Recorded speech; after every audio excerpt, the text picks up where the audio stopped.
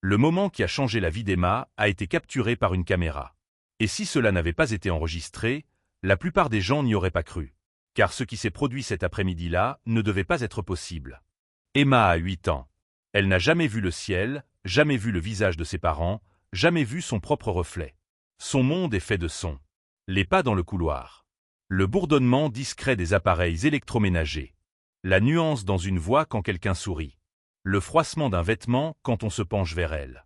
Les respirations qu'elle reconnaît sans hésiter. Un soir, un reportage d'un refuge local passa à la télévision. Des aboiements retentirent en arrière-plan. Emma tourna instantanément la tête, se redressa légèrement et sourit. Chaque fois qu'un chien aboyait dehors, elle suspendait son geste. Chaque fois que des griffes raclaient le trottoir, elle tendait l'oreille plus longtemps. Maman, c'était un grand chien? Papa, il avait l'air gentil? Il n'y avait aucune peur dans sa voix. Seulement de la curiosité.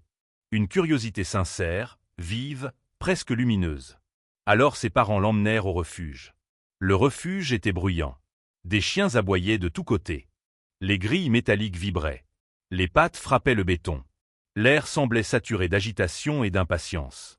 Emma ne pouvait pas voir le tumulte, mais elle entendait la compétition. Les chiens cherchaient l'attention. Ils réclamaient. Ils suppliaient. Leurs voix se superposaient, pressantes. Puis elle perçut autre chose. Le silence. Un silence distinct, isolé, presque fragile. Un chenil au fond du couloir ne produisait aucun son. Aucun aboiement. Aucun grattement. Emma tourna la tête dans cette direction et marcha droit vers lui, guidée uniquement par l'absence de bruit. À l'intérieur, une chienne était couchée calmement. Elle ne sautait pas contre les barreaux. Elle ne gémissait pas.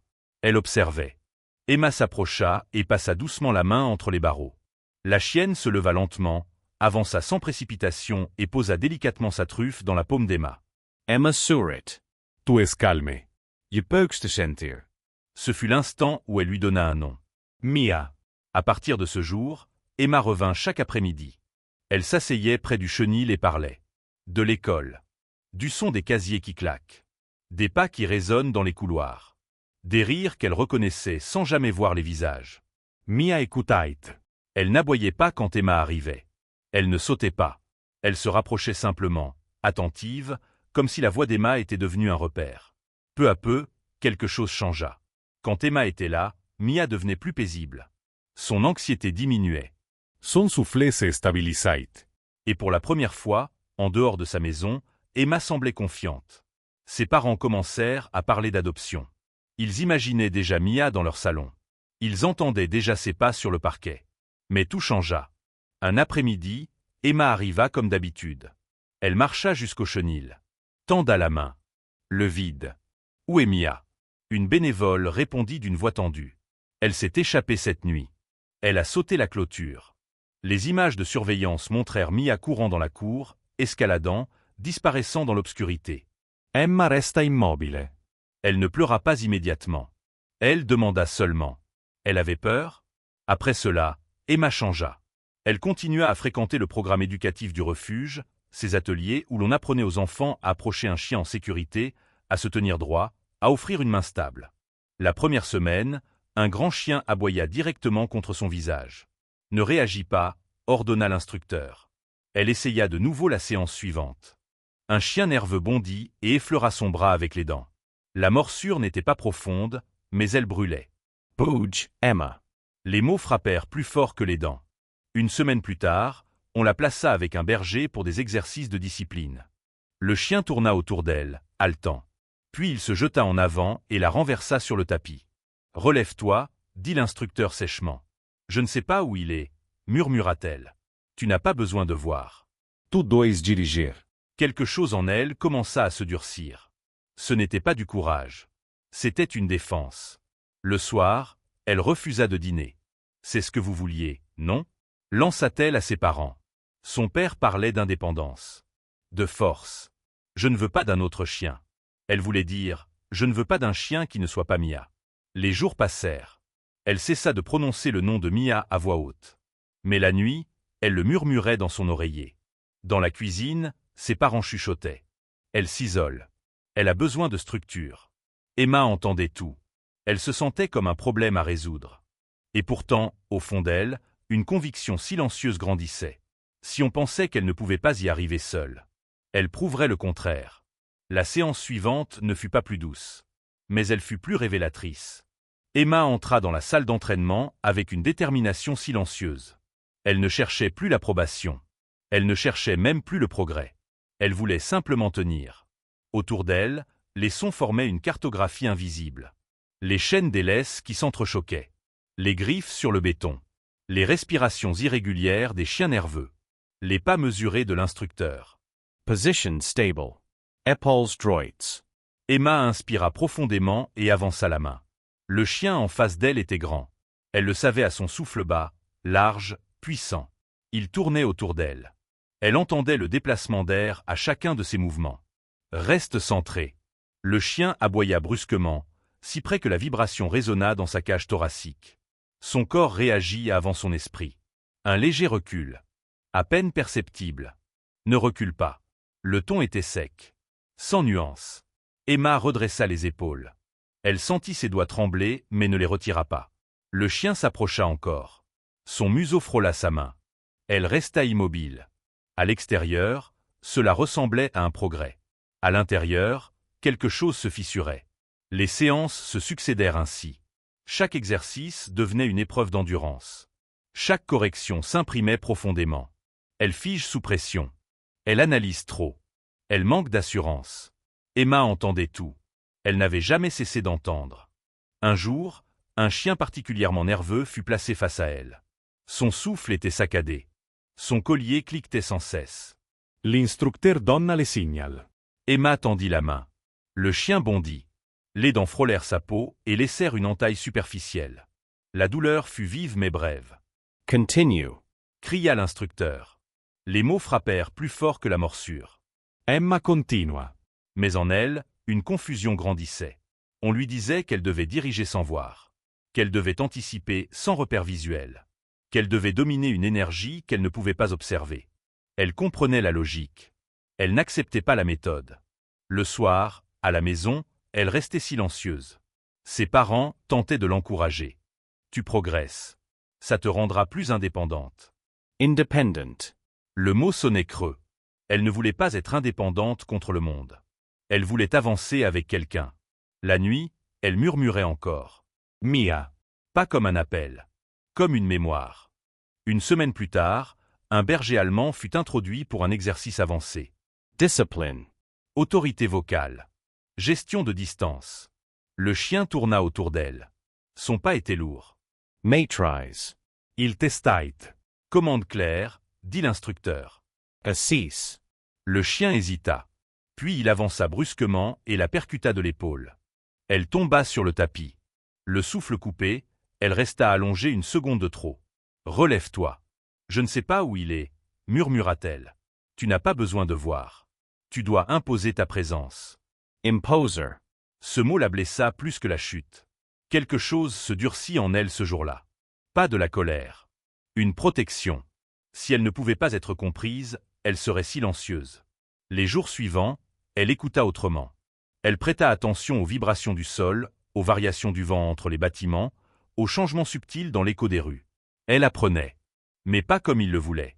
Un soir, après une séance où l'instructeur avait soupiré trop fort, elle décida de ne pas rentrer immédiatement avec ses parents. Elle connaissait le chemin. Elle comptait les pas depuis des mois. Elle savait reconnaître les intersections aux changements d'acoustique. Elle marcha seule. Les bruits familiers du quartier l'entouraient. Une porte qui claque. Un vélo qui passe. Des voix lointaines. Elle sentit le sol vibrer. Une voiture. Plus rapide que les autres. Elle calcula mentalement la distance. Le rythme. Une seconde. Elle comprit qu'elle s'était trompée. Le son grossit brutalement. Puis un aboiement. Puissant. Decisive. Reconnaissable entre mille. Un choc violent la projeta sur le côté. Son corps heurta le trottoir. L'air quitta ses poumons dans un souffle douloureux. La voiture passa à toute vitesse. Le silence retomba, coupé par une respiration haletante tout près d'elle. Emma resta immobile.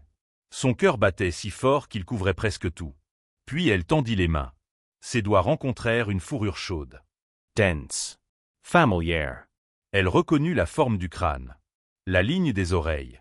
La manière particulière dont la chienne respirait quand elle était stressée. Mia.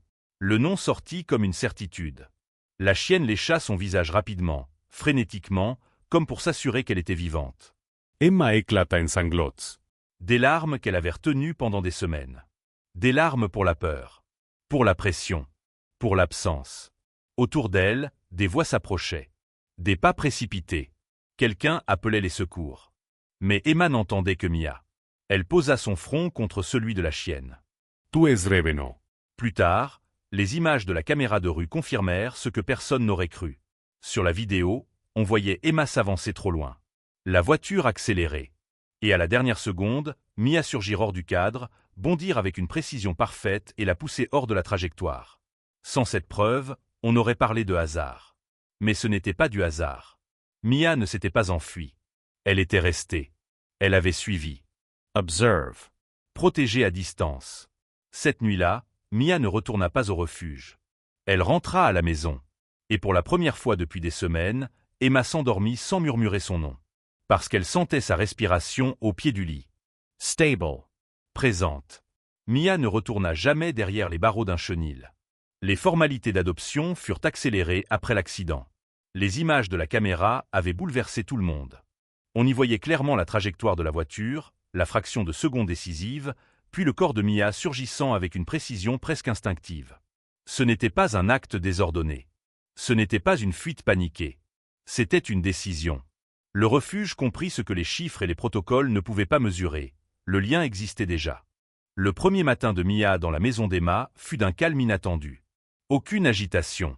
Aucun bruit nerveux. Mia resta simplement couchée près du lit, attentive au moindre mouvement. Quand Emma ouvrit les yeux, même si elle ne voyait rien, elle tendit la main vers le bord du matelas. Ses doigts rencontrèrent une fourrure chaude. Un sourire apparut avant même qu'elle ne parle. « Bonjour, Mia ». Il n'y avait plus d'absence. Plus d'incertitude. Les premières semaines furent différentes de tout ce qu'Emma avait connu au refuge. Il n'y avait plus de voix autoritaire. Plus de soupirs discrets. Plus d'évaluations murmurées. Il y avait une collaboration. L'entraînement reprit, mais autrement. Les exercices étaient simples au début. Marche au pied. Arrêt. Rappel. Au pied. Mia se plaça instantanément à la hauteur exacte de sa jambe. Reste. La chienne stabilisait son souffle, immobile. Emma ne forçait plus sa voix. Elle n'essayait plus d'imposer. Elle guidait. Dans le parc, elles commencèrent à affronter le monde réel. Les bruits étaient multiples, enfants courant, ballons rebondissant, trottinettes glissant sur le bitume. Mia ajustait naturellement son rythme.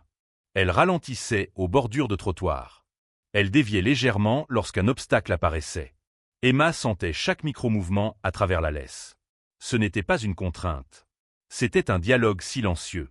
Un jour, un ballon roula brusquement devant elle. Des enfants crièrent en courant. Mia ne réagit pas. Elle resta concentrée. Bonne fille. Rit Emma. Le rire était différent désormais. Plus léger. Plus assuré. À la maison, elles inventèrent leur propre jeu d'apprentissage. Emma frappait dans ses mains une seule fois, et Mia venait immédiatement toucher son genou du museau. Emma cachait un jouet sonore sous un coussin, et Mia le retrouvait sans brusquerie, le déposant doucement dans sa main. Les exercices ne ressemblaient plus à des épreuves. Ils ressemblaient à des conversations. Les mois passèrent. Emma grandit. Sa posture changea. Sa voix devint plus stable. À l'école, elle commença à se démarquer. Sa mémoire auditive impressionnait ses enseignants. Elle retenait les leçons presque intégralement après les avoir entendues une seule fois. Lors des travaux de groupe, elle organisait les tâches avec calme. Elle écoutait attentivement avant de parler. Elle analysait rapidement les problèmes. Ses camarades ne la voyaient plus comme différente. Ils la voyaient comme fiable. Mia, elle aussi, évoluait. Son entraînement devint plus structuré. Un spécialiste en chiens d'assistance accepta de travailler avec elle, non pas pour corriger Emma, mais pour affiner le binôme. Les ordres devinrent plus précis. Avant. Mia avançait et guidait autour d'un obstacle. Droite. Adjustment immediate. Stop. Arrêt net au bord d'un trottoir. Emma n'avait plus besoin de durcir sa voix. La confiance suffisait. 1 an plus tard, elles participèrent à leur première compétition d'obéissance et d'assistance canine. L'arène était bruyante. Les spectateurs murmuraient. Les juges observaient chaque détail. D'autres chiens, performants et expérimentés, attendaient leur tour. Emma posa une main sur le harnais. Elle inspira. Au pied. Mia se placa. Elles avancèrent sur le parcours. Obstacles. Changement de direction. Eretz précis. Distraction intentionnelle. Balles lancées, applaudissements soudains, sifflements. Mia resta concentré. La voix d'Emma ne trembla pas une seule fois. Stop. Arrêt parfait. Avant. Contournement fluide. Quand leurs noms furent annoncés parmi les gagnants, les applaudissements envahirent la salle. Emma Surit. Pas avec arrogance. Avec maîtrise. À la maison, rien n'avait changé dans l'essentiel. Elle jouait toujours dans le jardin. Emma lançait une balle et riait lorsque Mia revenait en galopant, le souffle heureux. Le soir, Mia posait la tête sur ses genoux pendant qu'Emma révisait ses leçons. Elles n'étaient pas seulement efficaces. Elles étaient indissociables. Les années passèrent. Emma devint une jeune femme confiante. Elle excellait à l'école. Elle prenait la parole sans hésiter. Elle se déplaçait avec assurance dans les rues animées. Elle portait toujours ses lunettes noires. Le monde restait invisible à ses yeux. Mais à chacun de ses pas, une présence constante marchait à son rythme. Mia ne se contentait pas de guider. Elle protégeait. Elle anticipait. Elle veillait. Un jour, lors d'une cérémonie honorant les équipes d'assistance canine, on leur remit un trophée spécial. Non seulement pour leur performance, mais pour leur histoire. Emma posa la main sur la tête de Mia. On l'a fait ensemble. Le public applaudit. Emma ne pouvait pas voir leur visage. Mais elle entendait la sincérité dans leur voix. Elle sentait la chaleur dans l'air. Elle n'avait jamais vu le ciel. Elle n'avait jamais vu le monde. Mais elle avançait à travers lui comme l'une de ses personnes les plus fortes. Et à ses côtés marchait Mia. Champion. Protectrice. Partenaire. Indispensable.